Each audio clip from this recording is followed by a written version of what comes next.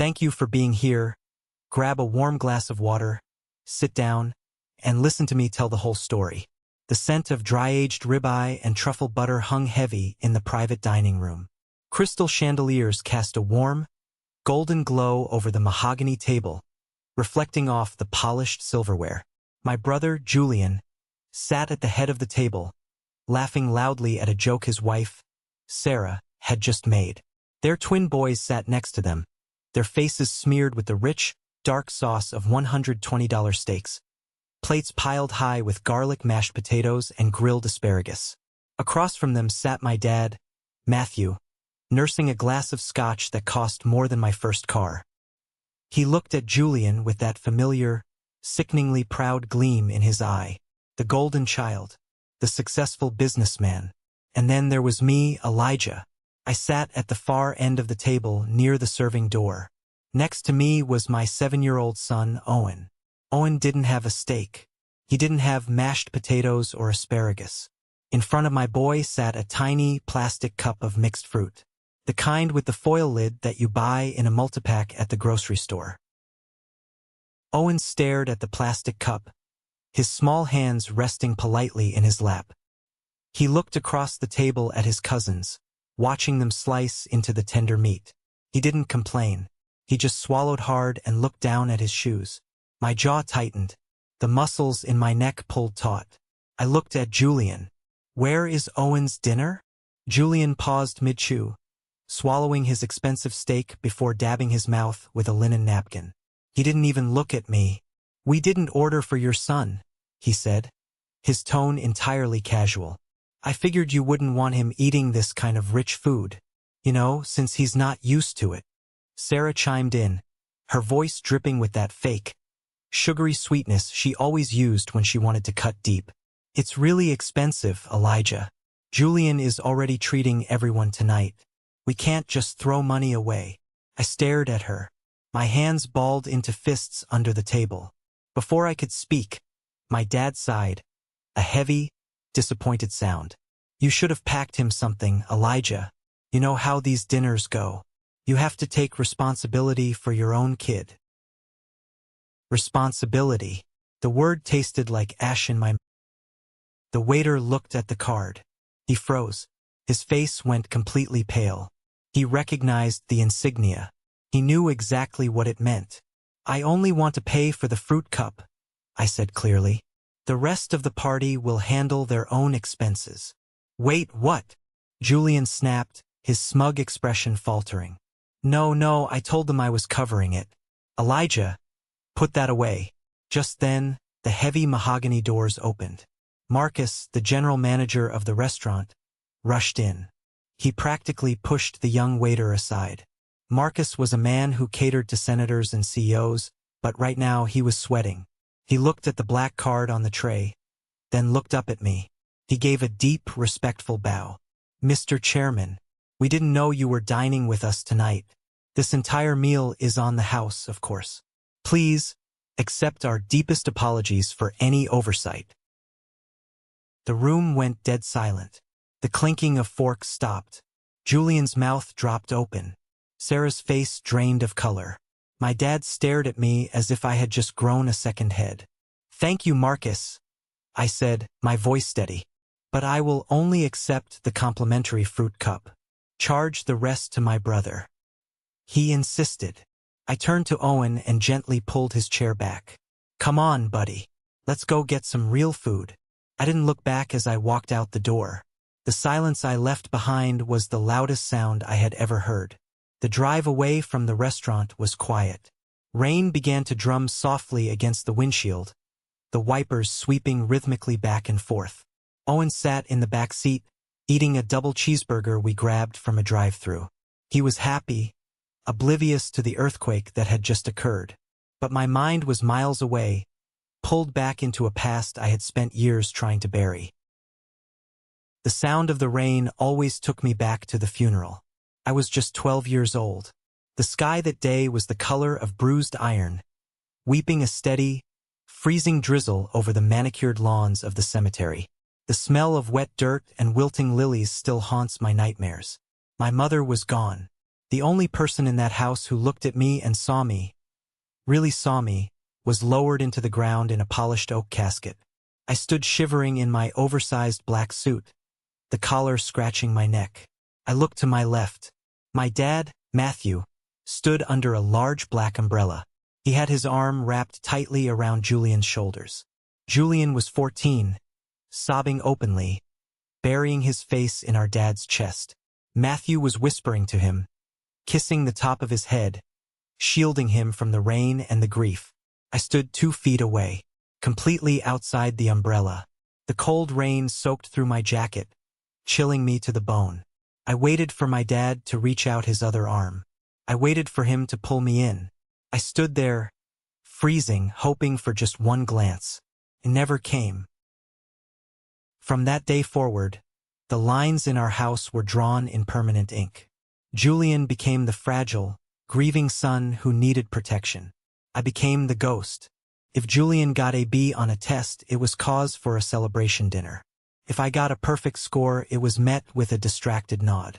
When Julian wanted to join the elite traveling baseball team, my dad bought him custom gear and drove him across the state every weekend. When I asked to join the debate club, my dad told me to make sure the kitchen was clean before I left. I became the hired help in my own home. I learned to cook, to scrub floors, to do laundry. I became invisible because being invisible meant avoiding my dad's irritation. Elijah, Julian has a big game tomorrow. He needs his rest.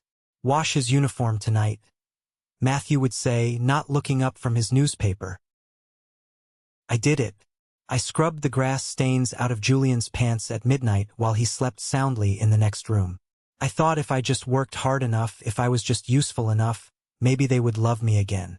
I was desperate for scraps of affection. I remember Julian's sweet 16 party. The house was packed with his friends.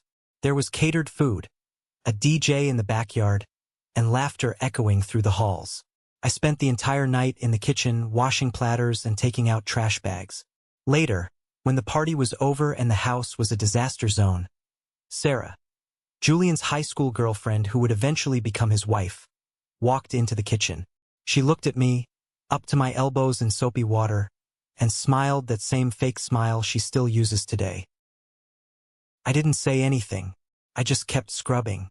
I swallowed my pride, day after day, year after year. I told myself it would pay off. I told myself that one day, I would get out.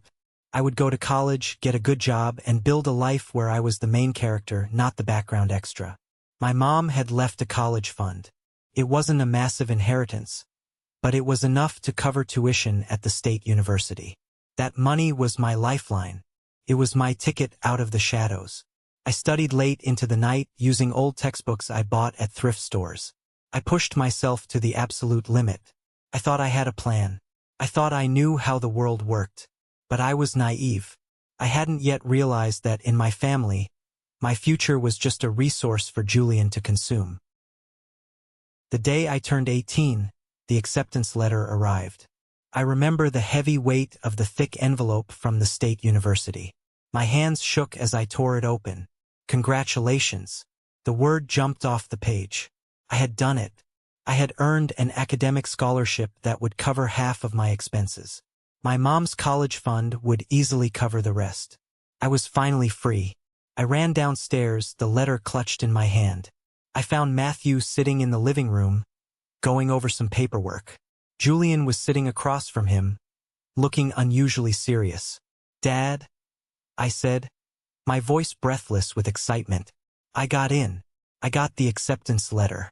I need to sign the enrollment papers and transfer the funds from Mom's account."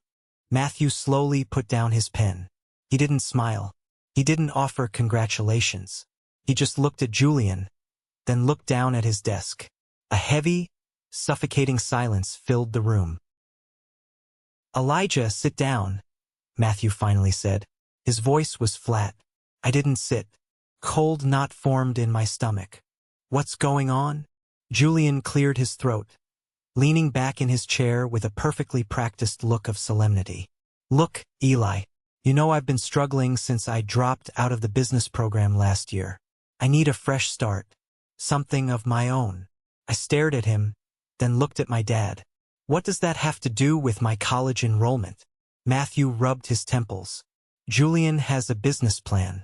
A solid one. He wants to open a coffee shop downtown. The Willow Cup is a great location, high foot traffic. But the bank won't give him a loan without a substantial down payment. The cold knot turned into a block of ice. I could barely force the words out. And, Matthew said, finally looking me in the eye, I transferred the money from the trust account this morning. The down payment is secured. The room started to spin. My ears rang. You took my college fund? It's not just your fund, Matthew snapped, his tone turning defensive. It was family money, an inheritance meant to secure your futures. Julian needs this right now. He needs a foundation. I need a foundation, I yelled, my voice cracking. It was the first time I had ever raised my voice at him. I earned this acceptance. I worked for 4 years while he partied and dropped out. That money was mine, Dad. Mom left it for my education. Julian stood up, feigning offense. Calm down, Elijah. Don't be so dramatic. It's an investment. When the cafe takes off, I'll pay you back. Consider it an early use of the inheritance. I'm building a legacy for the family. You're building a vanity project. I fired back. I stepped toward the desk, slamming the acceptance letter down. Dad, you can't do this. The deadline is next week.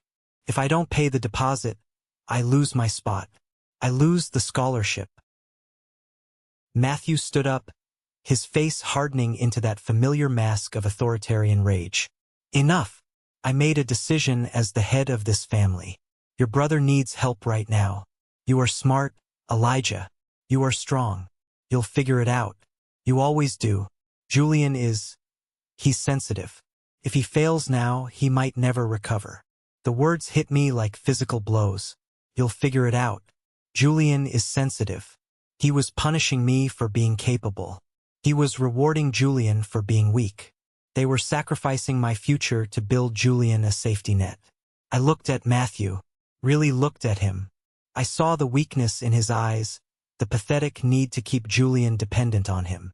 I looked at Julian, standing there with a faint smirk playing on his lips, hiding behind our father's authority. The anger drained out of me, leaving behind a hollow, echoing emptiness. The boy who just wanted his father's love died right there in that living room. I picked up the acceptance letter from the desk. I carefully folded it and put it in my pocket. You're right, I said, my voice dangerously calm. I will figure it out. But hear this, Matthew. You just bought a coffee shop, but you lost a son. Don't ever ask me for anything again. I turned and walked out of the house. I didn't pack a bag. I didn't say goodbye. I walked down the street with exactly $42 in my wallet and a fire in my chest that would never burn out. I got a job working the night shift at a warehouse and spent my days at a community college, paying my own way class by class. I built my life brick by painful brick. And I never looked back. At 26, my life changed forever. Owen was born. His mother and I weren't married. We were young, stressed, and totally unprepared for the reality of parenthood. When Owen was just a year old, she decided she couldn't handle it. She packed her bags and left, signing over full rights. Just like that, I was a single father.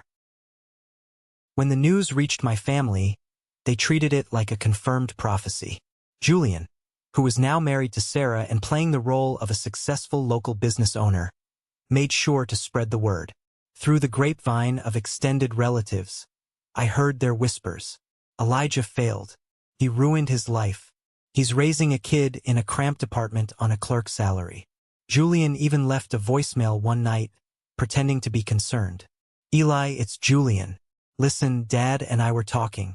If you can't handle the kid, maybe you should consider giving him up. I mean, Sarah and I could look into custody if things get too bad. We have the space. We have the resources. Don't drag the boy down with you. The word custody felt like a knife to my throat. They wanted to take my son. They wanted to turn him into another Julian, raised on arrogance and entitlement. I saved that voicemail. I listened to it every single morning. It became the fuel that kept me awake when my body was screaming for sleep. I didn't argue with them. I didn't defend myself. I just vanished into the work. During the day, I was a low-level data analyst at a financial firm. I kept my head down, wore cheap suits, and did the work of 3 men. But at night, after I put Owen to sleep in his crib, I sat at my battered kitchen table under a flickering fluorescent light.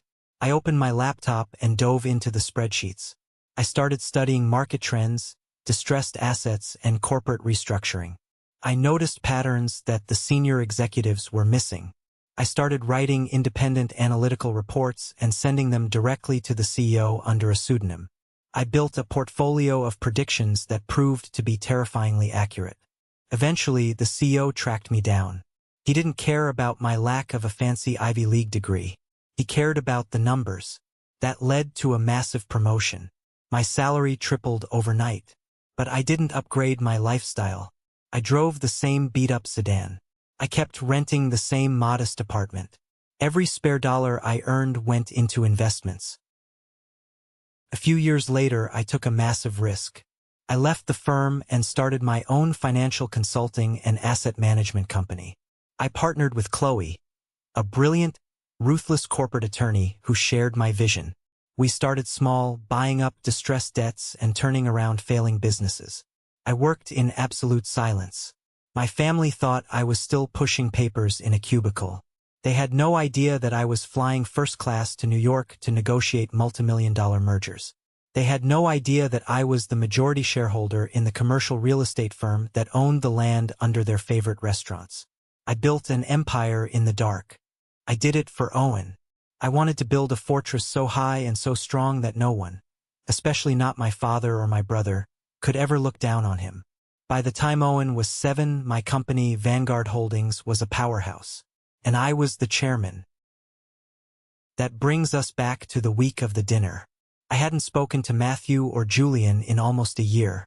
Then, my phone buzzed with a group text from Matthew. Dinner at the Sterling Room for Julian's anniversary. Friday at 7. Let me know if you can scrape together the time. It wasn't an invitation. It was a summons. It was an opportunity for Julian to show off his success and for Matthew to remind me of my place. I was going to ignore it. But then I looked at Owen, who was sitting on the rug, drawing a picture of our small family. I realized I had spent years hiding my success. I had let them control the narrative. I had let them believe they won. Get dressed, buddy, I told Owen. We're going to see your grandfather. I went to that dinner knowing exactly who I was. I sat at that table, wearing a bespoke suit that cost more than Julian's entire wardrobe, and I watched them play their pathetic little games. I watched them hand my son a fruit cup. When Marcus, the restaurant manager, revealed my identity, it wasn't just a flex. It was the detonation of a bomb I had been building for 15 years. But as we drove home that night in the rain, my phone started buzzing violently in the cup holder. I glanced at the screen. It was a barrage of text messages from Matthew. How dare you embarrass your brother like that? You humiliated this family. Who do you think you are? I didn't reply. I just smiled. The next morning, I walked into my corner office overlooking the city. Chloe was waiting for me. She dropped a thick, red folder onto my mahogany desk. You asked me to run a quiet audit on your brother's business, Chloe said, her arms crossed, a sharp smile on her lips. The Willow Cup.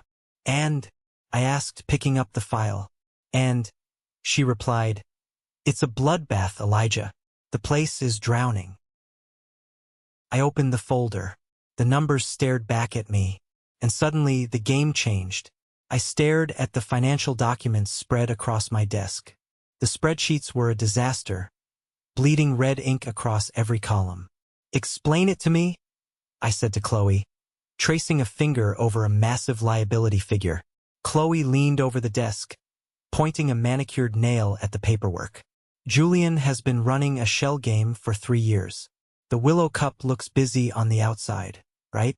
Trendy aesthetic, expensive espresso machines, lines out the door on weekends, right? I nodded. Matthew always bragged about the foot traffic. Foot traffic doesn't matter if the overhead is suffocating you, Chloe stated bluntly. Julian took out massive business loans against the cafe's assets to fund his personal lifestyle.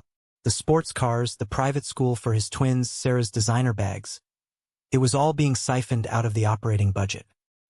He's paying himself an astronomical salary while the business bleeds out. I felt a cold wave of disgust wash over me. What about the staff? Chloe's expression darkened. That's the worst part. He's been withholding wages. The baristas, the kitchen staff, the cleaners, they are owed nearly 3 months of back pay. He keeps feeding them excuses about accounting errors. Meanwhile, he's defaulting on his commercial lease and the bank is preparing to call in the primary loan. If he doesn't come up with $400,000 in the next 30 days, the bank forecloses and the staff gets nothing. I leaned back in my leather chair, staring at the ceiling. The Willow Cup, the cafe built on the ashes of my college fund. The business that Matthew sacrificed my future to create. Julian had taken my mother's money, built a vanity project, and was now running it straight into the ground so he could play the part of a rich man on the internet. My phone buzzed again on the desk. Another text from Matthew. Julian is devastated by your little stunt last night. You need to apologize. Family supports family. I let out a harsh, bitter laugh.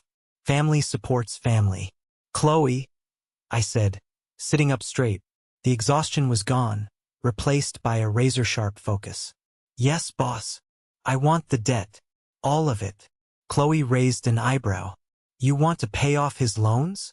No, I corrected, my voice dropping an octave. I want to buy his loans. I want Vanguard Holdings to acquire the debt from the bank. I want the commercial lease. I want to own every single dime that Julian owes. Chloe's smile returned, predatory and brilliant. Hostile takeover via debt acquisition. Clean, legal, and absolutely lethal. It'll take me a few days to set up the shell corporation so your name stays off the initial paperwork. Do it, I said. And Chloe? Fast track it. I want the noose tight before he even knows it's around his neck. Over the next 4 days, I watched the trap snap shut. Through a subsidiary holding company, Vanguard purchased the primary note on the Willow Cup. The bank was thrilled to offload the toxic asset. To the public, it was just a faceless corporate transfer. To me, it was the beginning of the end. On Thursday afternoon, I was in the middle of a video conference with international clients when my secretary buzzed my intercom. Mr. Chairman, she said, her voice hesitant. There is a man down in the lobby demanding to speak with someone in the acquisitions department. He's causing quite a scene. He says his name is Julian. I muted the conference call. A slow, dark smile crept across my face. Julian? Did he say why he's here? He's rambling about his coffee shop, sir. He's demanding a loan extension from Vanguard. He didn't know. He had no idea that the corporate entity that just bought his debt was owned by the brother he had mocked over a fruit cup less than a week ago. Send my VP of acquisitions down to the lobby to handle him, I instructed. Tell him to deny the extension. Categorically. No negotiations. I turned back to my computer screen, pulling up the security camera feed for the lobby. I watched in high definition as Julian paced back and forth across the marble floor. He looked awful. His hair was messy, his expensive suit was wrinkled, and he was sweating profusely. My VP, a stern man named Harris, walked out to meet him. I couldn't hear the audio, but I didn't need to. I watched Julian's frantic gestures. I watched him plead, pointing to a folder of papers. I watched Harris calmly shake his head. No. Julian grabbed Harris by the arm, desperate.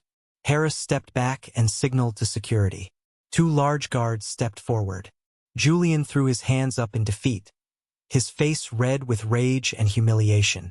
He turned and stumbled out of the revolving doors. The proud, golden child was begging for scraps in my lobby. 10 minutes later, my personal cell phone rang. The caller ID flashed. Matthew. I picked it up. Hello, Dad. Elijah. Matthew's voice was frantic, breathless. Elijah, thank God you picked up. I need your help. We have a family emergency. An emergency? I asked, keeping my tone perfectly neutral. It's Julian. His business. There's been a misunderstanding with the bank. Some predatory corporate firm bought his debt and they are threatening to foreclose next week. He's going to lose everything, Eli. His house, the cars, the business. He's a wreck. That sounds like a terrible situation for him, I said. Listen to me, Matthew demanded, his voice shifting back to that authoritarian bark. I know you have money now. That stunt at the restaurant proved it. You're a big shot. I need you to co-sign a bridge loan for Julian. Or better yet, just write him a check. $400,000. It's nothing to a guy like you, right? I gripped the phone tightly. He wasn't asking. He was demanding. He was perfectly willing to reach his hand into my pocket to save his golden boy, just like he had done 15 years ago. No, I said simply. What do you mean, no? Matthew shouted. He is your brother. He is flesh and blood. He is a terrible businessman who stole from his employees to fund a fake lifestyle, I replied coldly. I don't throw my money into a fire, Dad. There was a pause on the line. I could hear Matthew breathing heavily. Then the desperation turned vicious. You selfish bastard, Matthew hissed. Julian warned me about this. He said you would use this to get back at us. You listen to me, Elijah. If you don't help us, Julian has options. He talked to a lawyer. He knows about your past, about the custody situation with Owen's mother. He said he could make a very compelling case to Child Protective Services that your work schedule makes you an unfit father. We can take that boy away from you. The air left my lungs. The temperature in my office seemed to drop 20 degrees. They were threatening my son. Again, because I wouldn't pay their ransom. I stood up slowly from my desk, walking over to the floor-to-ceiling window that overlooked the city skyline. Below me, thousands of tiny cars moved like ants. I felt a terrifying, icy calm settle over my mind. Let me make sure I understand you, Matthew, I said softly. You are trying to extort me. You are threatening to drag my 7-year-old son into a fabricated legal battle over custody unless I pay off Julian's debts. I'm doing what I have to do to protect this family, Matthew yelled, his voice cracking with panic. You are forcing my hand, Elijah. No, I whispered. I'm ending the game. I hung up the phone. I didn't block his number.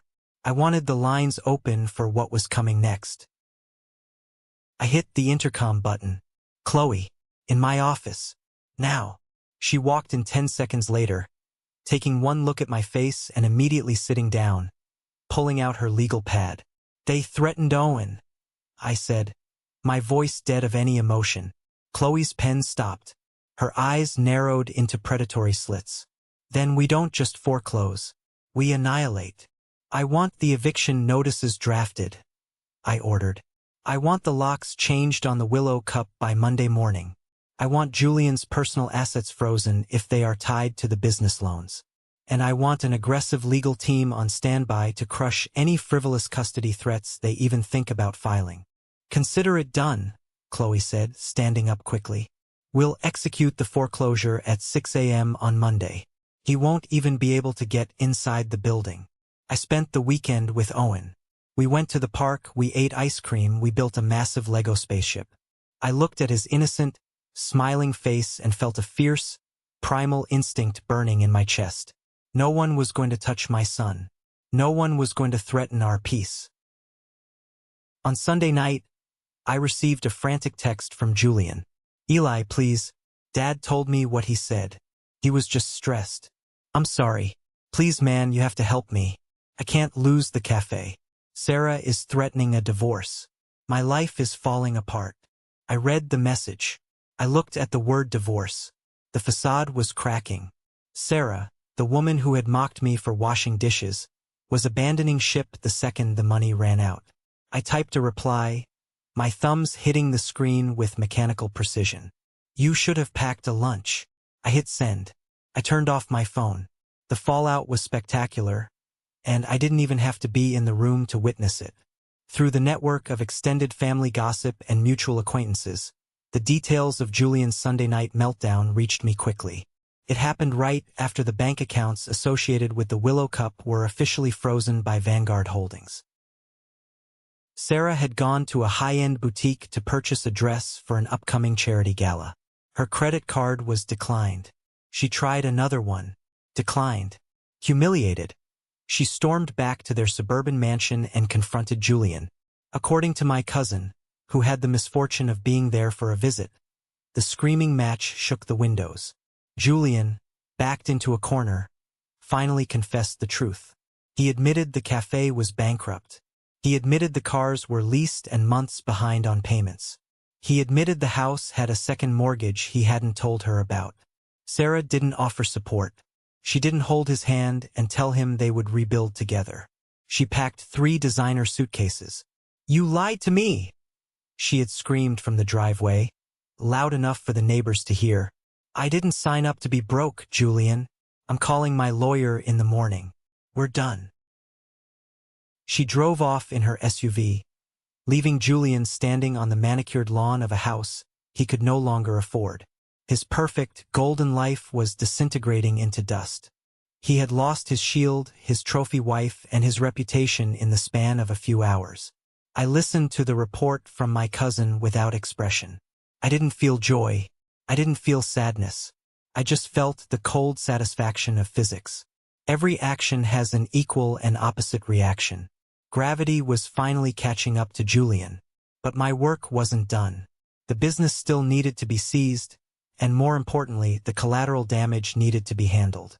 Monday morning, 6 a.m. The sky over downtown was a pale, bruised purple. The air was crisp. I parked my car across the street from the Willow Cup. I sat in the driver's seat, holding a cup of black coffee, and watched.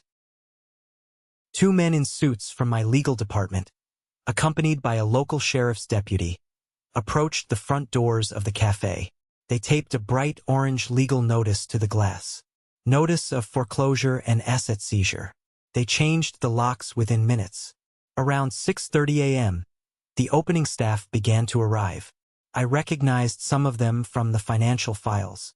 A young woman named Elena, the shift manager, walked up to the door and stopped, staring at the orange paper.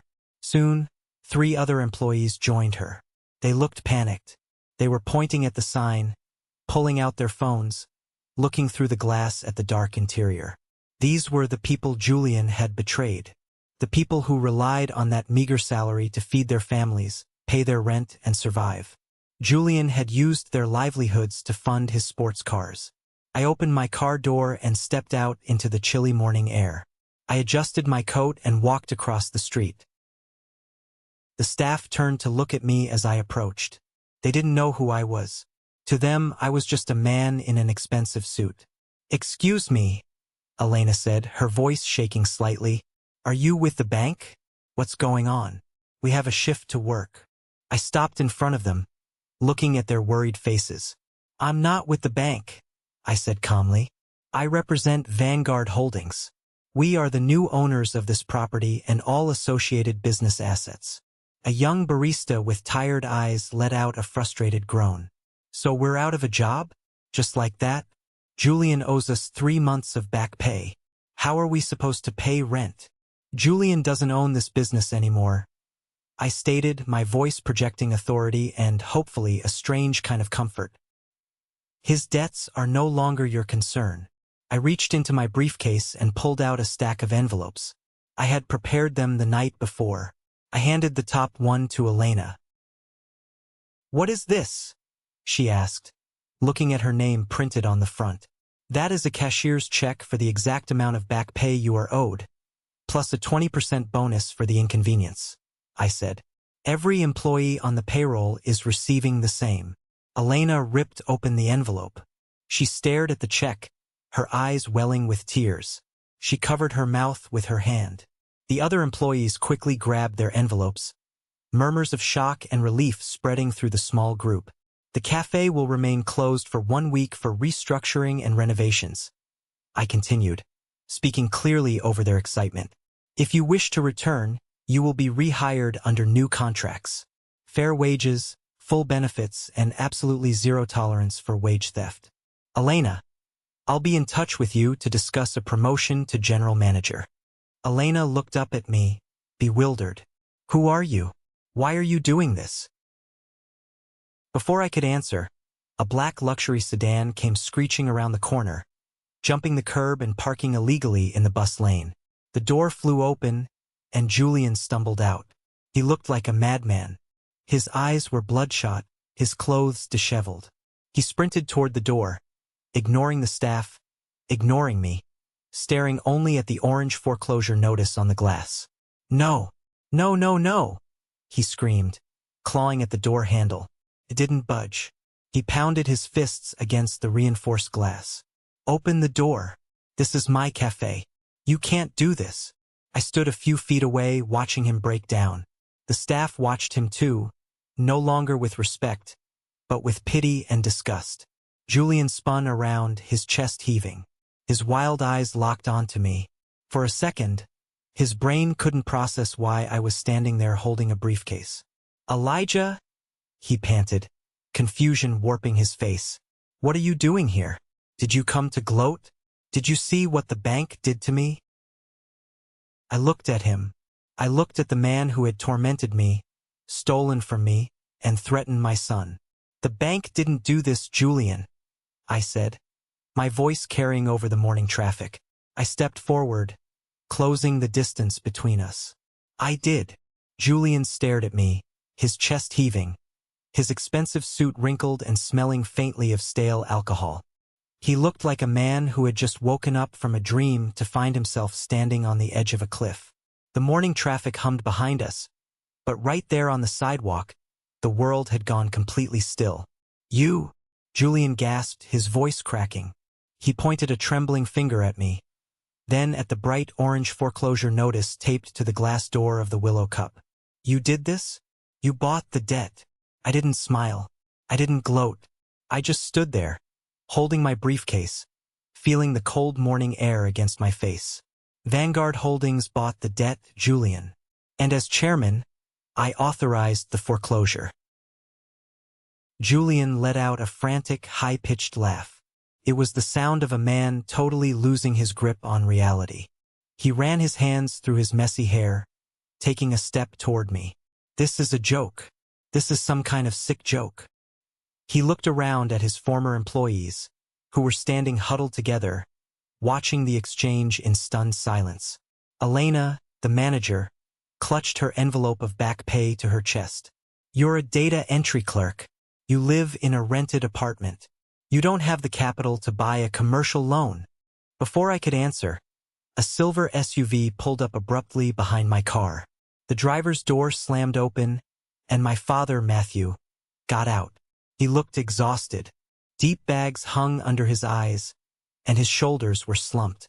Julian must have called him in a panic before driving over here. Matthew marched across the street, his face a mask of familiar, authoritarian rage. He saw Julian standing near the door, looking frantic, and then he saw me. He stopped dead in his tracks. Elijah, Matthew barked, stepping up to stand beside Julian. What is going on here? Why are the locks changed? Julian called me saying the bank locked him out, and now I see you standing here harassing him. Didn't I tell you to stay out of family business if you weren't going to help? I looked at my father. For 33 years, that tone of voice had made my stomach drop. It was the tone that told me I was useless, that I was a burden, that I needed to step aside for the golden child. But today, standing on the pavement in front of the cafe he stole my future to build, I felt absolutely nothing. The fear was gone. I am the bank, Dad, I said quietly. Matthew blinked, confusion washing over his angry features. What are you talking about? I placed my briefcase on a small wrought iron table outside the cafe. I popped the latches. The sound echoed sharply in the quiet morning air. I pulled out a thick, red folder and tossed it onto the table between us. That is a comprehensive audit of the Willow Cup's finances for the last 36 months, I said, my voice projecting clearly so every employee could hear. Julian didn't lose this cafe because the market was bad. He lost it because he treated the operating budget like a personal ATM. Julian lunged forward, trying to grab the folder. "Shut up. You have no right to look at my private financials." I stepped in front of him, blocking his path. My height and physical presence suddenly seemed to register with him, and he shrank back. "I own the debt, Julian. That gives me every right to look at the books," I stated. I turned to look at my father. "Open it, Dad. Look at the second page. Tell me what you see." Matthew hesitated. He looked at Julian, who was visibly trembling now, shaking his head slightly. Matthew slowly reached down and flipped open the red folder. His eyes scanned the highlighted columns. "Look at the dates, Matthew," I instructed, using his first name. 3 months ago, Julian stopped paying his staff their rightful salary. He told them the cafe was struggling. He told them to be patient.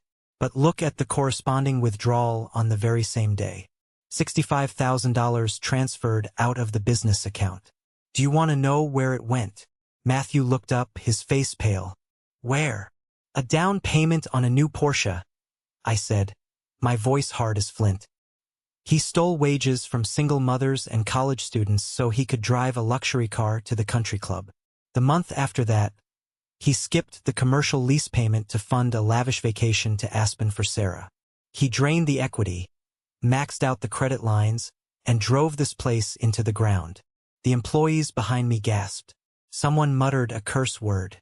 Julian buried his face in his hands, letting out a pathetic sob. "You lied to me," Matthew whispered, staring at his oldest son. "You told me the big chain coffee shops were driving you out of business. You told me you just needed a bridge loan to survive the quarter. I was going to pay it back." Julian cried, his voice muffled by his hands. "I just needed a little more time. Sarah was demanding things, Dad. I had to keep up appearances." "Keep up appearances?" I repeated, my voice rising slightly. "You built a house of cards on the backs of hardworking people. And when it started to collapse, you threatened to call Child Protective Services on me. You threatened my son's custody, Julian. You threatened to take my child away because I wouldn't pay the ransom for your fake life." Matthew's head snapped up. "What? Custody? Julian, you didn't." Julian backed away, shaking his head frantically. "I was desperate. I didn't mean it. I just needed him to give me the money." Matthew stood frozen, staring at the shattered remains of his perfect son. The illusion he had spent decades protecting was completely destroyed. But old habits die hard. Matthew turned his gaze back to me, his jaw tightening. He was a man who hated losing control, and right now he had absolutely none. "Fine," Matthew said, his voice trembling but attempting to sound authoritative. "He made mistakes, terrible mistakes. But you own the debt now, Elijah. You have the power to fix this. Give him the cafe back. Let him restructure. You have enough money, you don't need this place. Do the right thing for your family." I stared at him. The sheer audacity of his request was staggering. He was still doing it. He was still demanding that I lay down my life, my resources, and my success to cushion Julian's fall. I took a slow, deep breath. The anger that had been simmering inside me for 15 years finally boiled over, not in a shout, but in a cold, precise execution. "Fix this?" I asked softly. "You want me to fix this?" I reached into the inside pocket of my suit jacket. I pulled out a small, folded piece of paper. The edges were worn, the paper yellowing with age. I had carried it in my wallet for over a decade. I unfolded it carefully and held it up. "Do you know what this is, Dad?" I asked. Matthew squinted at the paper. He shook his head. "It's the acceptance letter to the state university. The one I received on my 18th birthday." I said, the words heavy and deliberate. "The day you looked me in the eye and told me that my mother's college fund, my entire inheritance, was gone. You stole my future to pay the deposit on this exact building. You handed my life over to Julian so he could play businessman." Matthew swallowed hard. "Elijah, that was a long time ago. We did what we thought was best." "No," I corrected sharply. "You did what was best for him. You threw me to the wolves and expected me to die in the cold. You told me I was strong enough to figure it out while he was too sensitive to fail. Well, you were right about one thing, Matthew. I figured it out. I pointed at the cafe behind me. I didn't come here today for revenge, I stated, my voice echoing off the brick walls of the street. Revenge would be burning this place to the ground. Revenge would be letting the bank take his house and his cars, leaving him with absolutely nothing. This isn't revenge. This is asset recovery. Julian fell to his knees on the sidewalk. He actually fell to his knees, weeping loudly, his hands covering his face. It was the most pathetic thing I had ever seen. The golden child completely broken. This building, this business was bought with my money, I continued, my eyes locked on Matthew. It was bought with the blood and sweat of my teenage years, working night shifts in a freezing warehouse because you robbed me. So no, Dad, I am not giving it back. I am taking what is rightfully mine. The debt is called in. Julian is evicted. And as of this morning, Vanguard Holdings owns the Willow Cup. Matthew looked at me, and for the first time in my life, I saw genuine fear in his eyes. He realized he was no longer looking at the quiet, obedient boy he could push around. He was looking at a man who held his entire family's legacy in the palm of his hand. You're destroying your family, Elijah? Matthew whispered, a single tear escaping his eye and rolling down his wrinkled cheek. I'm not destroying anything, I replied, packing the red folder back into my briefcase and snapping the latches shut. I'm just finally closing the account. I turned my back on them. I walked over to the group of employees, who were watching me with wide, respectful eyes. I looked at Elena. Take the week off with pay, I told her warmly. Rest up. We have a lot of work to do when we reopen next Monday. I'll send my contracting team in tomorrow to start cleaning up the mess. I didn't look back as I walked to my car. I got in, started the engine, and drove away.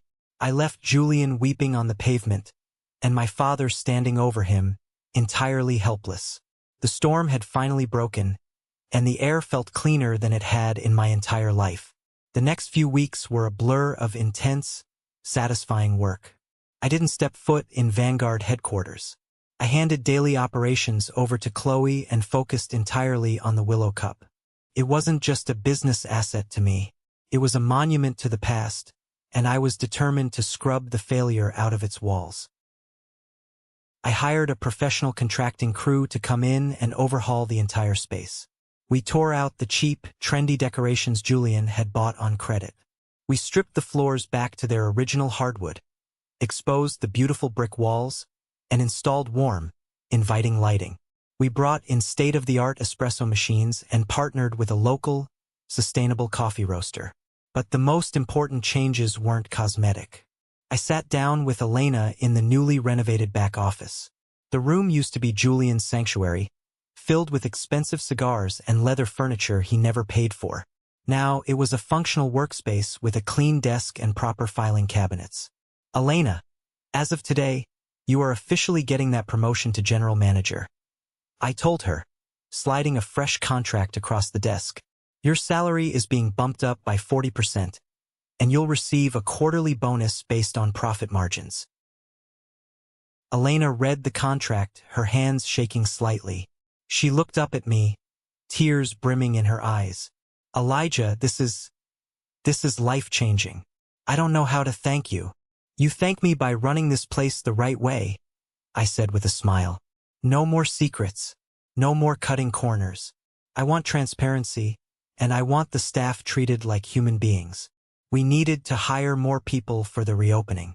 I gave Elena strict instructions. We reached out to a local women's shelter and a community outreach program. We hired 3 single mothers who were desperately trying to get back on their feet.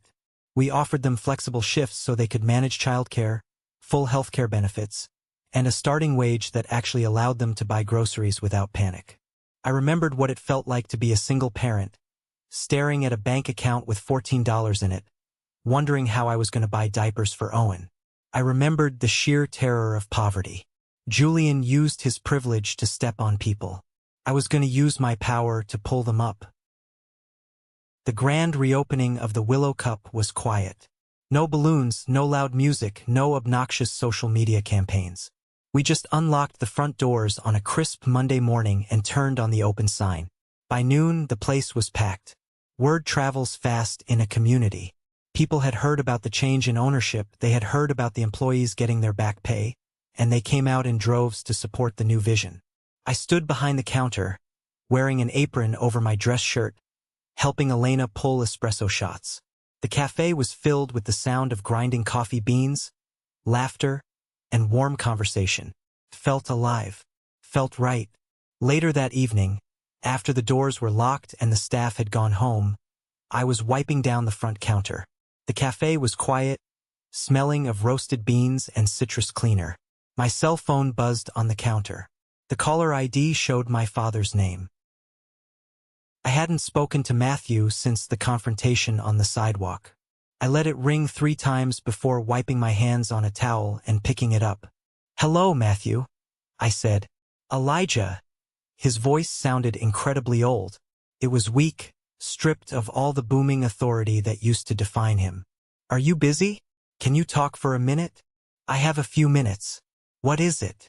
There was a long, heavy silence on the line.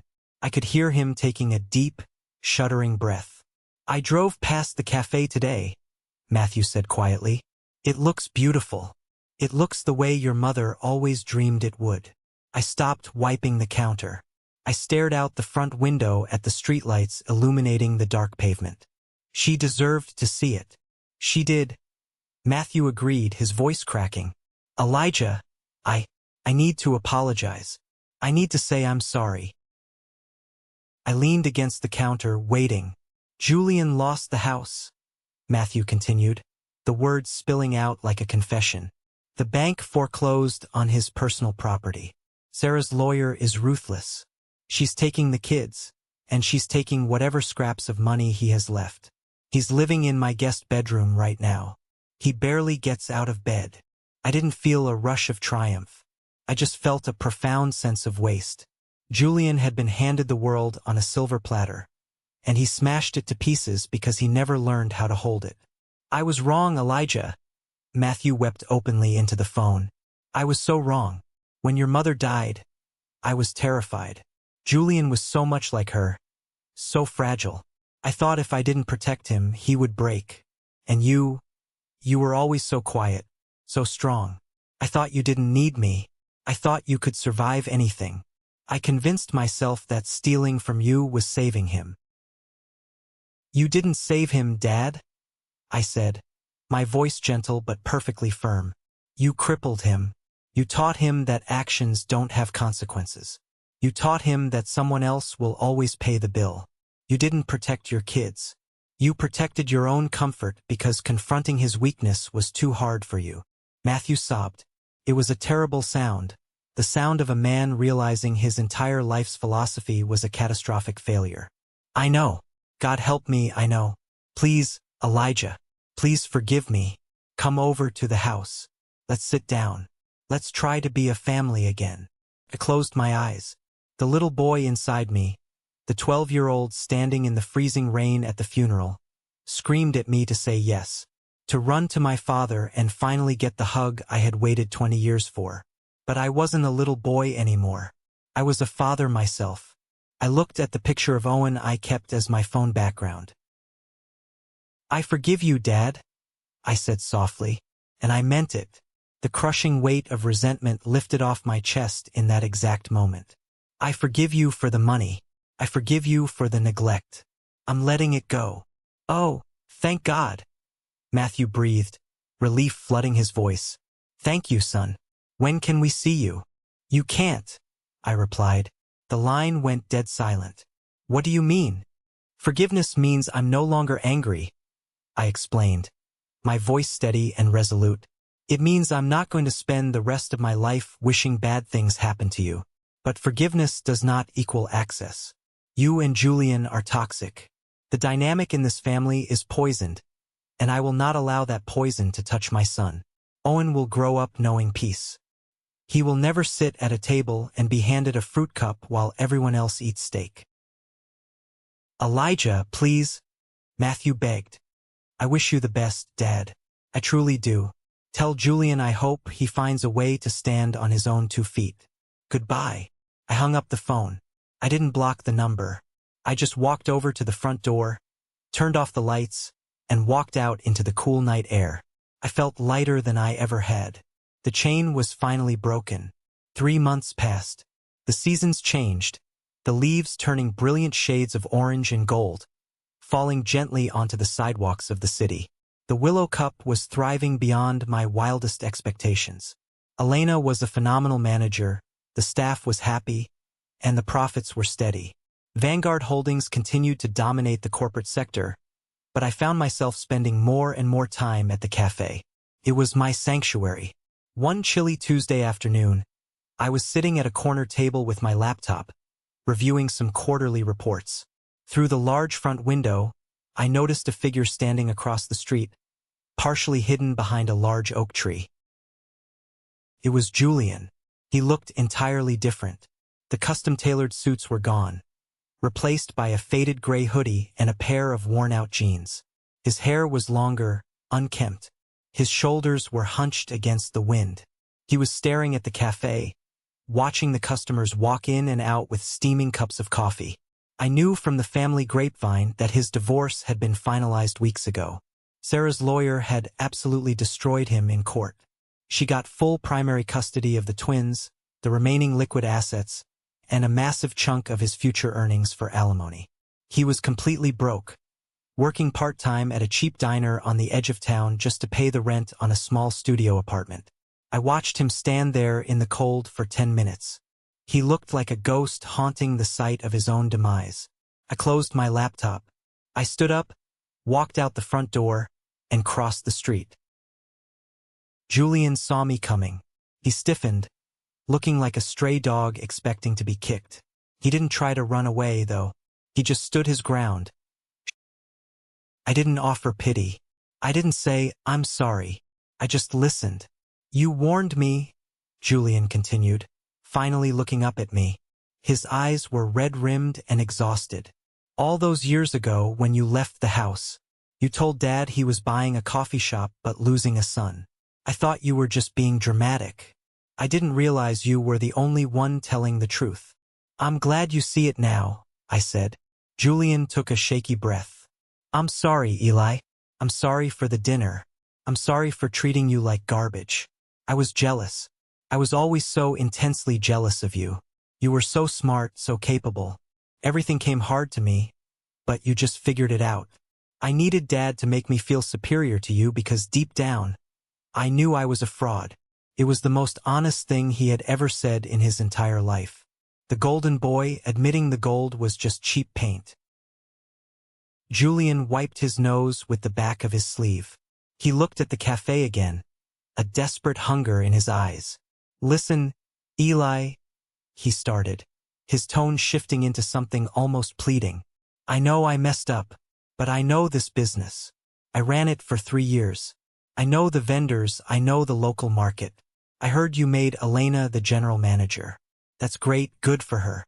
But you need a regional director, someone to oversee expansion. I could do that. I could help you grow the Willow Cup into a franchise. Just give me a management position, a chance to prove myself." I stared at him. For a moment, I wondered if he was truly delusional, or if he was just that desperate. He still thought he deserved to skip the line. He still thought he was entitled to a corner office. "No," I said instantly. Julian flinched. "Come on, Eli. I'm your brother. I'm apologizing. I'm begging you. I can't keep flipping burgers at that diner. I'm dying inside." "You're not dying, Julian. You're just experiencing reality for the very first time," I told him, my voice completely devoid of anger, just stating facts. "You ran this business into bankruptcy. You stole from your employees. You have zero credibility as a manager." Julian's shoulders slumped. The last spark of hope died in his eyes. He nodded slowly, accepting the defeat. "Right? Okay. I get it. I shouldn't have asked." He turned to walk away. "Wait," I called out. Julian stopped and looked back over his shoulder. I reached into the inside pocket of my jacket. I pulled out a folded piece of paper and walked over to him, holding it out. "What's this?" Julian asked, eyeing the paper suspiciously. "It's an employment application," I said, "for a barista trainee position. Minimum wage plus tips. You start at the bottom. You learn how to sweep floors, pull shots, and clean the grease traps. You report directly to Elena, and if you give her a single ounce of attitude, she will fire you on the spot. No special treatment. No safety net." Julian stared at the paper in my hand. His jaw clenched. I could see the battle raging inside his head. His massive ego was fighting against his desperate reality. Taking an entry-level job at the cafe he used to own, reporting to the woman he used to boss around, was the ultimate humiliation. "You want me to wash dishes?" he whispered.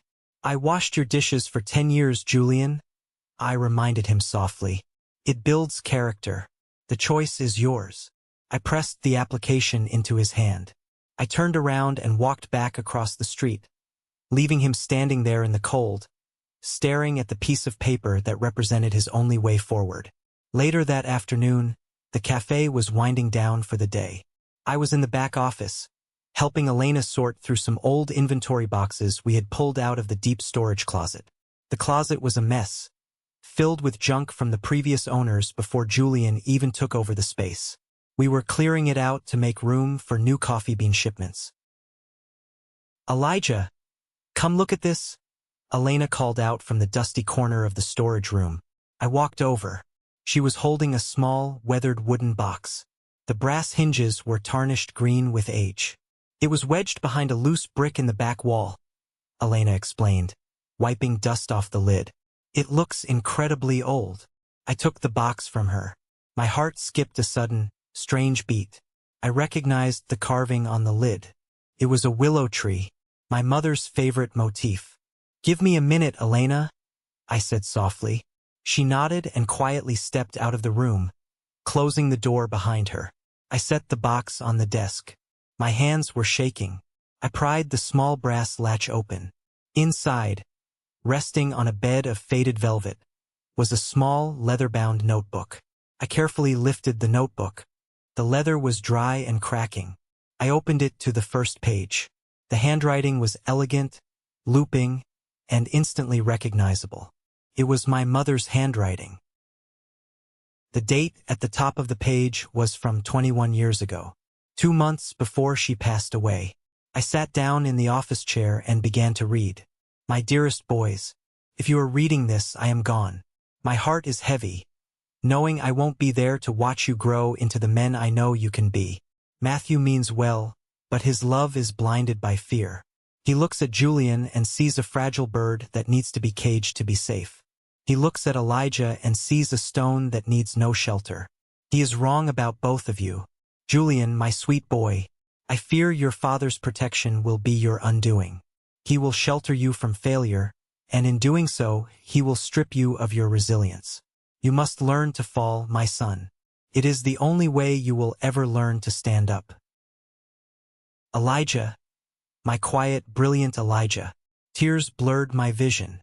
I wiped my eyes quickly, my chest tightening with an emotion so powerful it threatened to break my ribs. "You listen more than you speak. You observe the world with such a heavy heart. I know your father pushes you aside.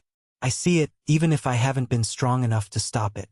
But do not let his blindness define your worth. Your strength is not a weapon to be used for labor. It is the foundation of an empire. I leave behind my college. I love you both endlessly, Mom." I closed the notebook. I pressed it against my chest, lowering my head to the desk, and I wept. I wept for the mother I lost. I wept for the terrified 12-year-old boy I used to be. And I wept for the overwhelming, absolute peace that finally washed over my soul. She knew. She had always known. She saw my strength, and she trusted me to survive. And I had done exactly what she asked. I had built. It was a Sunday morning, 3 weeks later. The sunlight spilled through the large front windows of the Willow Cup, painting the hardwood floors in warm, golden hues. The cafe was buzzing with a gentle, happy energy. Jazz music played softly over the speakers, mingling with the hiss of the espresso machine and the low murmur of conversations. I was sitting at my usual corner table. A cup of black coffee steamed in front of me. Next to me sat Owen. He was intensely focused on a large piece of drawing paper, his tongue sticking out slightly in concentration as he used a bright blue crayon to color a spaceship. He looked happy. He looked safe. He was growing up in a world where he was fiercely loved and completely protected. I took a sip of my coffee and looked across the room. Julian was there. He was wearing a dark green apron over a plain t-shirt. He was holding a damp rag, methodically wiping down a table that a customer had just vacated. He looked tired. He had dark circles under his eyes, and his hands were rough from washing dishes. But as I watched him, I realized something. He didn't look frantic anymore. The desperate, anxious energy of a man trying to maintain a lie was completely gone. He was just a guy, doing a hard day's work to earn an honest paycheck. Elena walked past him, carrying a tray of pastries. Table 4 needs a wipe down next, Julian. Then check the trash bins. On it, boss, Julian replied, without a hint of sarcasm. He moved to the next table. For a brief second, he paused and looked over at my corner. Our eyes met across the crowded cafe. There was no hatred. There was no groveling. It was just a quiet acknowledgement between two men who had survived a war, mostly fought inside our own home. He gave me a short, respectful nod. I nodded back. He turned away and kept cleaning. I looked down at my son.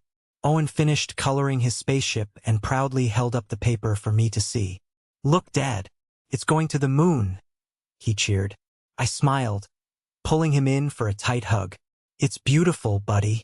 It's going all the way to the stars." I realized then that healing doesn't mean the scars disappear. The past still happened. The stolen money, the cold dinners, the painful words, they are all part of the story, but they no longer control the narrative. I didn't fix my family. You can't fix people who don't want to be put back together. But I broke the cycle. I took back my power, I protected my son, and I honored the memory of the only person who truly saw me.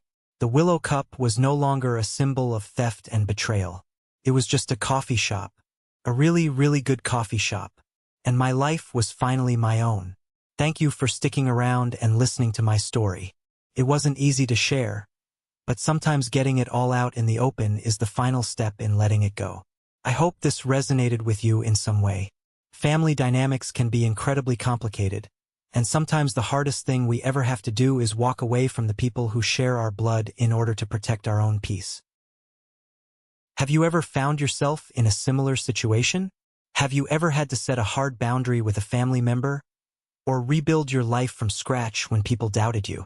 I really want to hear your stories in the comments below. We can learn so much from each other's strength.